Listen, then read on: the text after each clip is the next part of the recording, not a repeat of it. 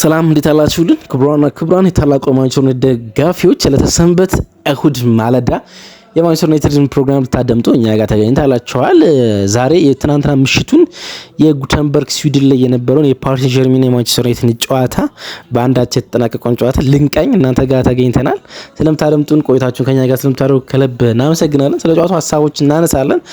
ዩሪ ቴልማንስ እንዲሁም ብሩኖ ፈርናንዴስ 30 ደቂቃዎችን ያገኙበት ጨዋታ ነበር። ሼላሲና ሃሪ ማጉዌር 90 ደቂቃዎች የተጫወቱበት ፐርፎርማንስ ነበር። በድጋሚ አንድሪያ ሳንቶስ ድንቅ ምሽት አሳልፈዋል።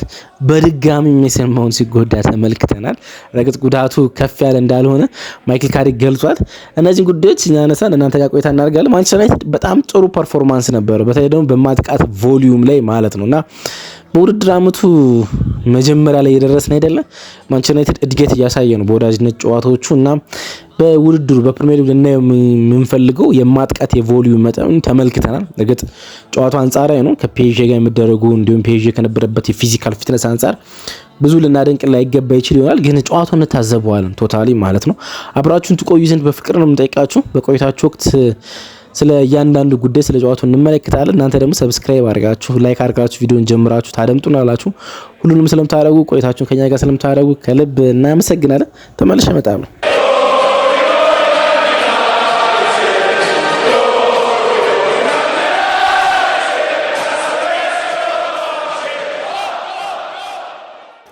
ዩናይትድ እንግዲህ በዚህ ክረምት ወደ ስዊድን ሲያመራ ለሁለተኛ ጊዜ ነው። ወደ ስቶክሆልም አቅንተን ነበረ ባለፈው ከአትሌቲኮ ማድሪድ ጋር ስንጫወት፣ አሁን ደግሞ ወደ ጉተንበርግ ሌላኛቷ የስዊድን ከተማ አቅንተን በኒያ ኤቨል ስታዲየም ከፒኤስጂ ጋር ተጫውተናል። ከአውሮፓ ሻምፒዮን ፒኤስጂ ጋር። ፒኤስጂ ደግሞ የዚህ ውድድር ዓመት የመጨረሻ ወዳጅነት ጨዋታ ነበር።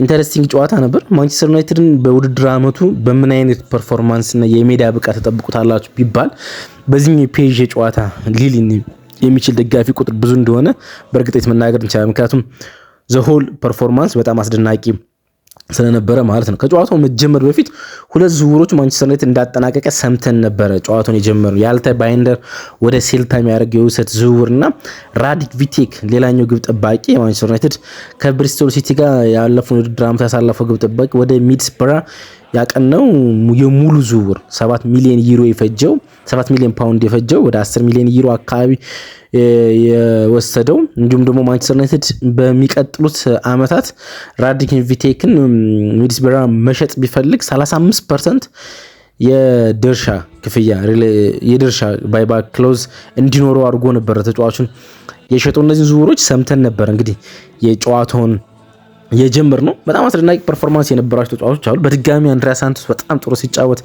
ተመልክተናል። ብራያን ምቤሞ ከማንቸስተር ዩናይትድ ድንቅ ፐርፎርማንሶች እንደ አንዱ ነው። የአማድ ዲያሎን ፐርፎርማንስ ተመልክተናል። ሼላሲና ሃሪ ማጉዌር 90 ደቂቃዎችን ሜዳ ላይ ሲጨርሱ እንዲሁ መመልከት ችለናል። ዩሪ ቴልማንስ የመጀመሪያ የማንቸስተር ዩናይትድ ማሊያው ጨዋታውን አከናውኗል። እንዲሁም ብሩኖ ፈርናንዴስ ተቀይሮ ገብቶ 30 ደቂቃዎችን መጫወት ችሏል። በመጀመሪያ ላይናፕስ እንደጠበቅነው አይነት ላይናፕስ ነበረ። አይደን ሄበን እና ሃሪ ማጉዌር ከቶም ሂተን ግብ ጠባቂ ጀርባ ነበር። ቶም ሂተን ባይዘው ተቀይሮ ወጥቷል በጉዳት ምክንያት ማለት ነው። አሁን ያለው የዋናው ቡድን ግብ ጠባቂ እሱ ብቻ ነው። ምክንያቱም ስቴሌመንስን ጥቂት ጉዳት አጋጥሞታል። እርግጥ ካሪክ ከጨዋታው መጠናቀቅ በኋላ ለደብሊኑ የሊድስ ጨዋታ ለመንስ እንደሚደርስ መግለጽ ችሏል። ራዲክ ቪቴክ ወጥቷል። ሌላኛው ዶሮል አዲሱ ፊርማችን ጉዳት ላይ ነው የሚገኘው። ስለዚህ ያለው ግብ ጠባቂ ብቸኛው ቶም ሂተን ነው። 40 ዓመት የተሻገረው ግብ ጠባቂ ማለት ነው። ሉክሾና ሃሪም ናስር ማዝራዊ ሁለቱ ፉልባኮች ነበሩ። አንድሪያ ሳንቶስ እና ሜሰን ማውንት ለአራተኛ ጊዜ በአንድ ላይ ተጣምረዋል። ሜሰን ማውንት ከ20 ደቂቃዎች በላይ ሜዳ ላይ መቆየት ባይችልም ማለት ነው በጉዳት ወጥቷል። አስጊ ነው የሜሰን ማውንት የጉዳቱ ጉዳይ። ግን ከጨዋታው መጠናቀቅ ካሪክ ለጥንቃቄ ነው ከሜዳ ያስወጣ ነው። ጉዳት አላጋጠመው። እሱን በጥንቃቄ መያዝ አለብን ብሏል። ፓትሪክ ዶርክ በድጋሚ ግራ መስመሩን የማንቸስተር ዩናይትድን ኮሪደር መርቶ ገብቷል። አማድ ዲያሎ በቀኝ፣ ሼላሲ ከብራያን ምቤሞ ጀርባ ላይ ነበሩ። ላይናፓችን ይህን ይመስል ነበረ። የመጀመሪያው አጋማሽን ብቻውን ለመመልከት የመጀመሪያው አጋማሽ ትልቁ ጉዳይ ሁለቱም ጎሎች የፒኤስጂም የማንቸስተር ዩናይትድ ጎሎች የተቆጠሩት በዚህኛው አጋማሽ ላይ ነው። እንዲሁም የሜሰን ማውንት ጉዳት ያጋጠመው በዚህኛው ታይለር ፍሌቸር የጃክ ፍሌቸር ወንድም የዳለን ፍሌቸር ልጅ ተክቶ ተጫውቷል። ያ ማለት ታይለር ፍሌቸር ኦልሞስት 20 ደቂቃ ከገባ በኋላ ሙሉን ነው የተጫወተው። ተቀይሮ አልወጣም። ሙሉን ነው መጫወት ይቻላል። ለሱ በጣም ጥሩ አጋጣሚ ይመስለኛል ለፍሌቸር የቆየባቸው የደቂቃዎች መጠን ማለት ነው። በፔዤ በኩል ኦልሞስት ተጠባባቂ ቲም ነው ይዘው የገቡት ከሳፋኖቭ ግብ ጠባቂው ዛባርኒና ፓቾ በአማካይ ላይ እና ከቫራስኪሊያን ከመጠቀማቸው ውጭ ጠንካራ ስኳዳቸው አልነበረ። ያው ሜክሺፍቶች ብዙ ነበሩ። ለምሳሌ ማይሎ ከአጥቂ ወደ አማካይ መጥቶ የቡድኑ አምበር ሆኖ ከ17 ዓመት ወጣት ተጫውቷል። ቤላርዶ የቡድኑ ሴንተር ባክ ነው፣ 6 ቁጥር ሆኖ ሲጫወት ተመልክተነዋል። ሌሎች የ16 ዓመት ተጫዋቾች ነበሩ፣ ፈርናንዴዝ እና ኩካብ። እንደዚህ አይነት በጣም ፈሎች ነበሩ። ሜቤ ከቡድኑ ሊወጣ ጫፍ የደረሰው ወደ ሊቨርፑል ያቀናል ተብሎ የሚጠበቀው ሜቢ ግቡን ያስቆጠሩ ተጫዋች ነበረ። ጠንካራ ስኳዳቸው አልነበረም። እርግጥ ከሰከንድ አፍ አንዳንድ ጠንካራ ተጫዋቾቻቸውን ቀይሮ አስገባዋል። ኑኖ ሜንዴሽን፣ ማርኪኔስን፣ ቪቺኒያን፣ ጆኔቬስን በእኩል ሰዓት 61ኛው ደቂቃ ላይ ነበረ ቀይረው ሲያስገቡ የተመለከትናቸው ማለት ነው። ግን ምንም ያልቀየሯቸው ተጫዋቾችም አልነበሩም። ከነበሯቸው ቋሚ አሰላለፎች ሁሉንም ለመጠቀም ሞክረዋል። ያልመጡ ብዙ ተጫዋቾች ስለነበሯቸው ማለት በተለይ ደግሞ በፈረንሳይ ብሔራዊ ቡድን ውስጥ የነበሩ ተጫዋቾች አልመጡም። ስለዚህ አልተጠቀሙባቸውም። ስፔን ብሔራዊ ቡድን ውስጥ የነበረው ሮዛ አልመጣም። ስለዚህ አልተጠቀሙባቸውም። ግን ያሏቸውን ስኳዶች ለመጠቀም ሞክረዋል። ለማንቸስተር ዩናይትድ በጣም ጠንካራ ጎሉ የተቆጠረው ገና በመጀመሪያው ደቂቃ ወይ በሁለተኛው ደቂቃ ነው ጎሉ የተቆጠረው። ኳሱ የመጣበት መንገድ ፈጣን ነበረ። የፒኤስጂ ማጥቃት ግን የማጉዌር ሪከቨር ራኒንግ እንደተለመደው ልክ አልነበረም። የሜዳ የመከላከያ ዞኑ ለመሸፈን ከዛ ደግሞ የአይደን ሄቨን ከጀርባው የነበረውን ስፔስ ወይም ከጀርባው የነበረውን ተጫዋች ሩጫም ያጤነበት መንገድ ደካማ ነበር። ገና በሁለተኛው ደቂቃ ጎል ተቆጠረ። ሁለተኛው ደቂቃ ጎል ከተቆጠረ በኋላ ሁለተኛ ጎል የማስቆጠር እድልም ነበራቸው። በአንድ ቦልት አጋጣሚ የማንቸስተር ዩናይትድን ጎል ለመፈተን ሲሞክሩ ተመልክተናል። ግን የብራያን ምቤሞ ቅጣት ምቶች በመጀመሪያው አጋማሽ የነበሩ ቅጣት ምቶችን ማንሳት በጣም አስፈላጊ። አንደኛው ከጎሉ በፊት ነው፣ አንደኛው ከጎሉ በኋላ በጣም ግሩም ቅጣት ምት ሲመታ የተመለከተውና ወደ ግራ ሃፍ ስፔስ የሚጠጉ ቅጣት ምቶችን ከዚህ በኋላ እሱ እንደሚመታቸው እርግጠኛ መሆን ይቻላል። በጣም ጥሩ ቅጣት ምት የመታ በተለይ ሁለተኛው ቶፕ ኮርነር ላይ ነበረ። ሳፋኖቭ እንደ ሻምፒዮንስ ሊግ ፋይናል ጌም ነው ጨዋታዎችን በጥንቃቄ የተመለከታቸው። እርግጥ በጨዋታው አጠቃላይ ሳፋኖቭ በጣም የሚደንቅ ምሽት ነው የነበረው። በጣም የሚደንቅ ምሽት ማለት ነው። ተቀይሮ እስኪወጣበት ማለት ነው ድረስ የሚደንቅ ምሽት 77 ደቂቃ ነው እርግጥ የተቀየረው፣ ጥቂት ደቂቃዎችን ያልነበረ አስደናቂ ምሽት ያሳለፈው ይሄ ግብ ጠባቂ ማለት ነው።